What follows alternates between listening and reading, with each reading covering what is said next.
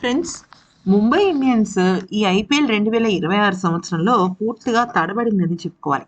నిజం చెప్పాలంటే రోహిత్ శర్మ కెప్టెన్సీ తీసేసినప్పటి నుంచి ముంబై ఇండియన్స్ జాతకం ఏం పెద్ద గొప్పగా ఏం లేదు.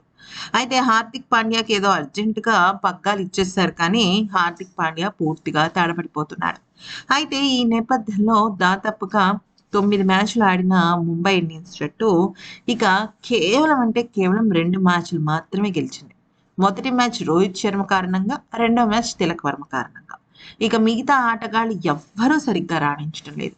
అయితే కొన్ని గేమ్స్ రాణించినప్పటికీ మరి దురదృష్టం వెంటాడిందో, వేరే ప్రత్యర్థి జట్టు అదృష్టం డామినేట్ చేసిందో తెలీదు కానీ, మొత్తానికైతే మాత్రం ఆ చివరి గెలుపు దాకా వచ్చి కూడా ఓడిపోయిన సందర్భాలున్నాయి.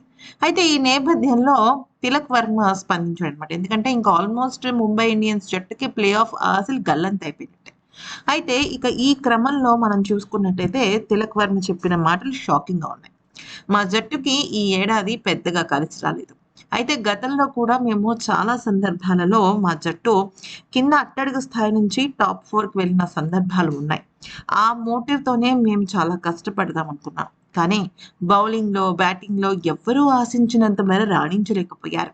ముఖ్యంగా మొదటి మ్యాచ్ తర్వాత రోహిత్ భయ్యాకి ఇంజరీ అవ్వటం మా జట్టు విజయావకాశాన్ని బాగా దెబ్బతీసింది. ఇక సూర్యకుమార్ భయ్యా ఫామ్‌లో లేకపోవటం మమ్మల్ని చాలా ఎక్కువగా ఇబ్బందికి గురిచేసింది.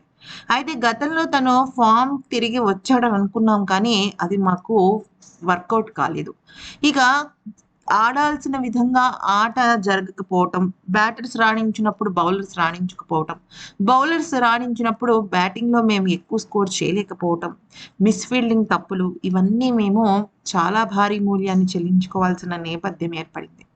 అయితే ఈ క్రమంలో నేను ఒకటే విషయాన్ని చెప్పాలనుకుంటున్నాను.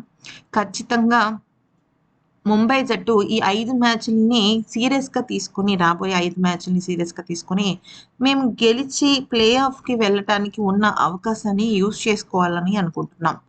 మరి ఈ మా డ్రెస్సింగ్ రూమ్‌లో ఎప్పుడు వాతావరణం బావుంటుంది. ఎక్కడ తేడా జరిగిందో నాకు తెలియటం లేదు. బహుశా జట్టుకి సంబంధించిన కూర్పు విషయంలో యాజమాన్యం ఒక నిర్ణయం తీసుకోవాలేమో అంటూ చెప్పుకొచ్చాడు.